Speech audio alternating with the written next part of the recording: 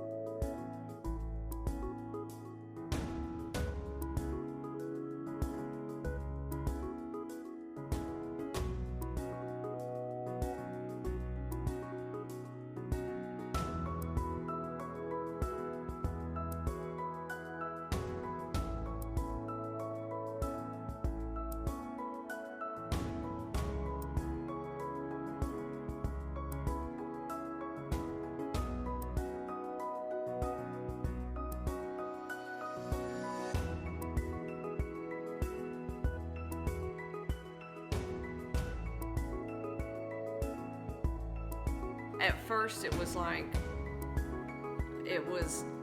very surreal. It's not that you couldn't feel like this had happened, but your mind wanted to jump into how it happened and how in the world could it have happened if you understood or knew where the accident had actually taken place. It was just kind of, nothing made sense. But we quickly had to kind of put that aside and let our focus be totally on Josh and moving forward. And we had just unbelievable amount of encouragement every step of the way. When Mike came to get me that day at school, and I looked at him when he told me what had happened, I said, let's go. And we jumped in the car. I think we came by the house. We were here maybe 15 minutes. Just grab some clothes and throw them in the car. Just grab some clothes and go. And thinking we had no idea at that point how long we would be gone. And the most important thing was getting there to be with Josh. So once we got there, it was, you could kind of put things into perspective for chunks of time. It might have been, I could think 30 minutes ahead of time. But if someone asked me, what are you going to do in 2 hours? It would just, I couldn't even think 2 hours in advance. Just kind of, as time went on, we were able to kind of think a little bit more and a little bit more. But our focus was always Josh and always our family, because once this happens, it doesn't happen just to mom and dad, it happens to brother and sister. So how you now become that parent that you need to be for a child that's been critically injured, to loving on your daughter and then loving on your son and his wife. So trying to figure out how do you play all these roles at the same time. So it was a very humbling, incredibly humbling. He was in the ICU for 5 weeks in Colorado Springs. Okay. And on day 3, they had a big family meeting, and in that meeting, basically the case was made that it'd be best that there were some doctors that felt like it'd be best to let him go. Just let him go. Okay. There was one there, so we're in this family meeting, and there were several doctors and some other staff members, and we invited friends in so that we wouldn't have to repeat all of this information. Right. But we're looking at a wall full of photographs of Josh's brain, and this one doctor finally, held up his hand, and he had that space between his thumb and pointing finger, and he said, "There's always a chance that he could pull out of this." And he said, "There's no guarantee of what that would look like, but you need to understand that as well." And I think collectively, when he held that hand up, everybody was kind of like in Vegas. We were all of our chips are now all in on Josh. Right. So that's where that phrase "all in for Josh" came from. And from that moment forward, Josh really became Josh. He was no longer room 248. He was not, he was a person. All of a sudden, the temperature in the room was raised because they weren't going to be harvesting organs. There's just all kinds of strange things that happened once that meeting took place.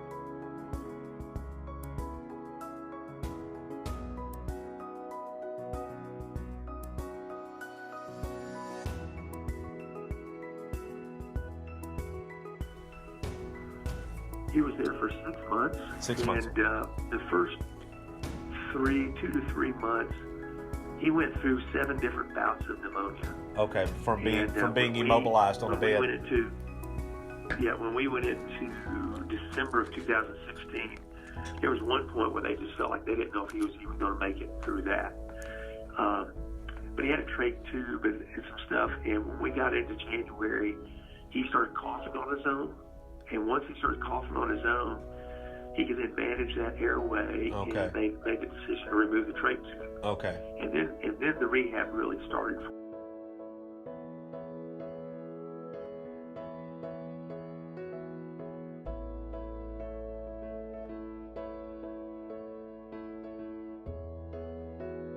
What we're seeing now, and what the big deal has been, is that he is definitely engaging, and they know that his cognitive functions are there. He just has limitations, so he may not be speaking, but if you were to ask him a question and frame it so he can wiggle his toes to give you an approval to a question, he can answer, he can engage in that way, he can read, and we're using an eye gaze device to help him begin to type out a message back. That just has its own challenges because of the device, but that's a whole different level of consciousness, but he hasn't been rated on that scale in a while yet. Now, he's no longer in a coma, he's no longer in a vegetative state, and we don't believe he's in a minimally conscious state. We believe he's fully conscious. Now, he just has limitations and things that have to be overcome. Typically, sometimes it's hard to connect the dots on some of this, but we began the hyperbaric chamber about 4 weeks ago or so, somewhere in there. And since he's been in the hyperbaric chamber, we've seen intentional movement with his, we're getting that yes and no response with his foot. Okay. We put an exercise ball under his knees, for instance, and he can rotate that ball back and forth on command. He can move his legs on command. Bring it back. Yeah. That's what I want you to do. I want you to do that several times. Do you think your dad is good looking? Yes. Yes. That was a good question to ask. No, wait, let's make sure it doesn't self-correct that, Mike. Good enough. Just kidding. Yes. He's starting to. Yes. Let's do this. Okay, Josh. We'll do a math one. Yeah. Is 3 plus 4 equal 10? No. Okay. Is 5 plus 3 8? Yes. Yes. Okay. Is 2 plus 6 equals 7? No. Yes. You remember going to California for 5-on-5? Yes. Yeah. Yes. Do you remember scoring in the state championship game?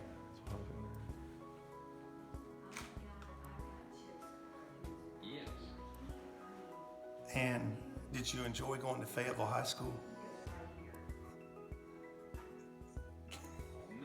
Hey, Josh, I'm a purple dog.